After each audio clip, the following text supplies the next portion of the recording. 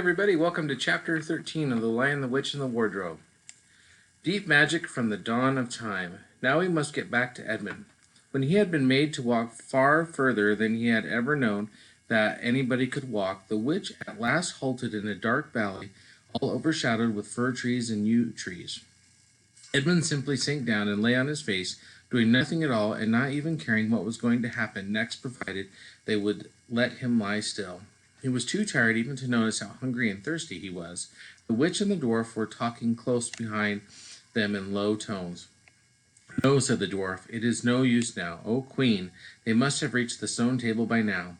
Perhaps the wolf will smell us and bring us news," said the witch. "It cannot be good news if he does," said the dwarf. "Four thrones and Cair Paravel," said the witch. "How if only 3 were filled?" "That would not fulfill the prophecy. What difference would that make now that he is here?" said the dwarf.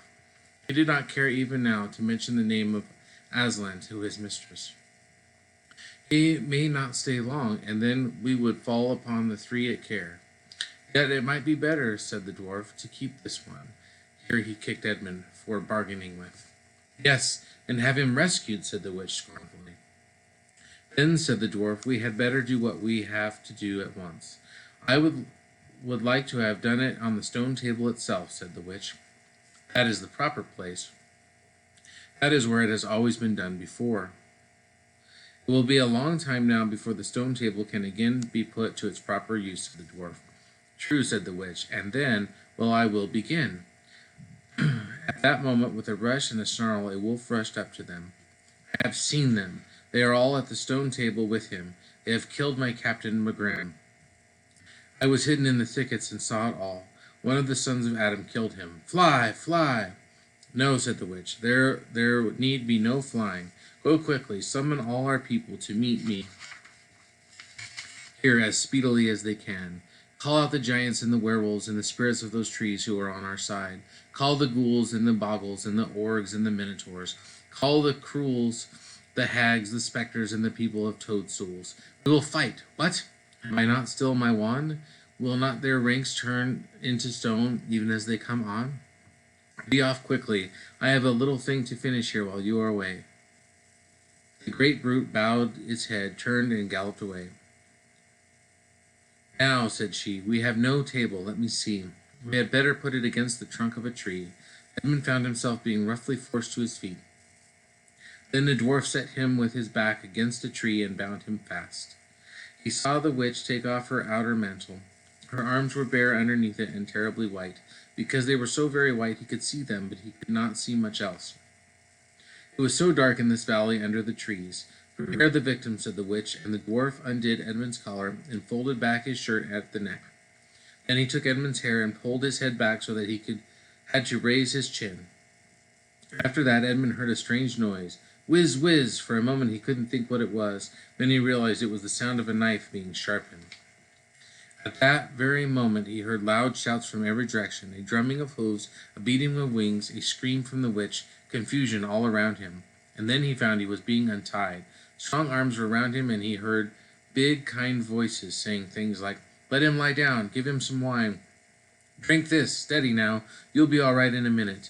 Then he heard the voices of the people who were not talking to him, but to one another, and they were saying things like, "Who's got the witch? I thought you had her. I didn't see her after I knocked the knife out of her hand. I was after the dwarf. Do you mean to say that she escaped? A chap can't mind everything at once. What's that?" "Oh, sorry, it's only an old stump." But just at this point, Edmund went off in a dead faint. Presently, the centaurs and the unicorns and deer and birds, they were, of course, the rescue party which Aslan had sent in the last chapter, all set off to go back to the stone table, carrying Edmund with them. If they could have seen what happened in that valley after they had gone, I think they might have been surprised. It was perfectly still, and presently the moon grew bright. If you had been there, you would have seen the moonlight shining on an old tree stump and on a fair-sized boulder. But if you had gone looking, you would gradually have begun to think there was something odd about the stump and the boulder. And next you would have thought that the stump didn't really look remarkably like a little fat man crouching on the ground. And if you had watched long enough, you would have seen the stump walk across to the boulder, and the boulder sit up and begin talking to the stump. For in reality, the stump and the boulder were simply the witch and the white dwarf. For it was part of her magic that she could make things look like what they aren't, and she had the presence of mind to do so at the very moment when the knife was knocked out of her hand. She had kept hold of her wand, so had kept safe too. When the other children woke up the next morning, they had been sleeping on piles of cushions in the pavilion. The first thing they heard from Mrs. Beaver was that their brother had been rescued and brought into camp last night, and was at that moment with Aslan. As soon as they had breakfast, they all went out, and there they saw Aslan and Edmund walking together in the dewy grass. Apart from the rest of the court, there is no need to tell you, and no one ever heard, what Aslan was saying, but it was a conversation which Edmund never forgot. As the others drew nearer, Aslan turned to meet them, bringing Edmund with him. "Here is your brother," he said, "and there is no need to talk to him about what is past." Edmund shook his hands with each of the others, and said to each of them in turn, "I'm sorry," and everyone said, "That's all right." And then everyone wanted very hard to say something which would make it quite clear that they were all friends with him again, something ordinary and natural, and of course no one could think of anything in the world to say. But before they had time to feel really awkward, one of the leopards approached Aslan and said, "Sire, there is a messenger from the enemy who craves audience." "Let him approach," said Aslan. The leopard went away and soon returned, leading the witch's dwarf. "What is your message, son of Earth?" asked Aslan. "The Queen of Narnia and the Empress of the Lone Islands desires a safe conduct to come and speak with you," said the dwarf, "on a matter which is as much to your advantage as to hers." "Queen of Narnia, indeed," said Mr. Beaver. Of all the cheek, peace, Beaver," said Aslan. "All names will soon be restored to their proper owners. In the meantime, we will not dispute about them. Tell your mistress, son of Earth, that I grant her safe conduct on condition that she leaves her wand behind her at the great oak." This was agreed to, and the two leopards went back with the dwarf to see what the conditions were properly carried out. "But supposing she turns the leopards into stone," whispered Lucy to Peter. I think the same idea had occurred to the leopards themselves. At any rate, as they walked off, their fur was all standing up on their backs, and their tails were bristling like a cat's when it sees a strange dog. "It'll be all right," whispered Peter in reply. "He wouldn't send them if it weren't." A few minutes later, the witch herself walked out to the top of the hill and came straight across and stood before Aslan.